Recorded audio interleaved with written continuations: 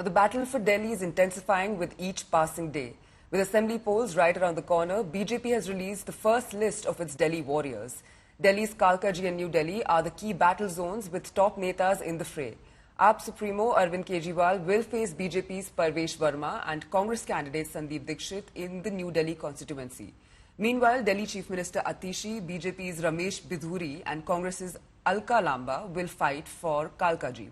Congress is also all set to roll out its poll guarantees in a phased manner from 6th to 12th of January. The guarantees focus on women, health and unemployment. Amid this, AAP has announced one more freebie. AAP convener Arvind Kejriwal vowed to waive all inflated water bills if the party comes to power in the national capital. ऐलान करना चाहता हूं कि जिन लोगों को लगता है कि उनके बिल गलत आए हैं और उनके हजारों लाखों के बिल हैं वो गलत हैं, उन लोगों को अपने पानी के बिल भरने की जरूरत नहीं है। आम आदमी पार्टी की सरकार बनेगी, चुनाव के बाद हम उनके गलत बिल माफ करा देंगे। ये मेरा सब लोगों को वादा है, ये मेरी सब लोगों को गारंटी है।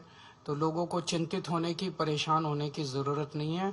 आज जो आपने घोषणा की है, जिसे आप चुनावी घोषणा कह रहे हैं कि चुनाव के बाद करूंगा, आज क्या है? आचार संहिता लग गई।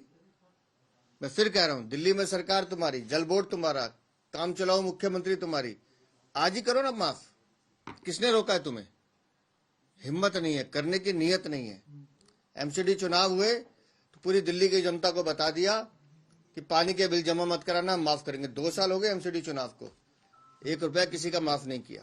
बीजेपी की लोकतांत्रिक व्यवस्था में कितनी आस्था है। जो व्यक्ति संसद में गाली देता है उसको उन्होंने प्रत्याशी बनाया। जो व्यक्ति खुलेआम 1100 रुपए वोट लेने के लिए रिश्वत बांटता है उसको बीजेपी ने प्रत्याशी बनाया है। तो ऐसे तमाम विभूतियां हैं इस सूची में, जिसका जवाब दिल्ली की जनता देगी और दिल्ली के लोग अरविंद केजरीवाल की योजनाओं पे वोट देंगे। बधाई हो बीजेपी को, उन्होंने लिस्ट निकाली सही, पर पूरी नहीं निकाली क्या?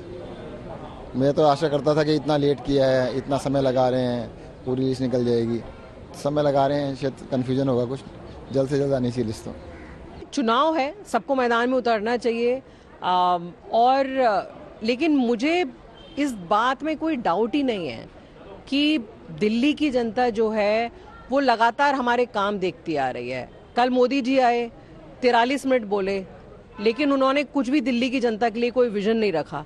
10 साल बाद आके उन्होंने 3 जो है कॉलेज उन्होंने इनॉग्रेट कर दिए। 10 साल तक आप कहाँ सो रहे थे? तो दिल्ली की जनता को पता है कि किसने काम किया और आगे कौन काम करता आएगा। किसी को भी उतार दें, जिसको चाहे उसको उतार दें, लेकिन अरविंद केजरीवाल जी चौथी बार दिल्ली के मुख्यमंत्री बनने जा रहे हैं। चुनाव शुरू हुए, इनके कैंडिडेट तय हुए आम आदमी पार्टी के 15 दिन से ज्यादा हो चुके हैं। आज तक अरविंद केजरीवाल समेत किसी नेता ने पिछले 10 साल के दिल्ली के लिए किए हुए काम, दिल्ली की जनता के लिए किए हुए काम, एक भी काम नहीं बताया कि 10 साल में क्या किया है। जबकि हम लगातार बोल रहे हैं कि आपने जो जो वायदे किए थे वो पूरे नहीं करे हैं।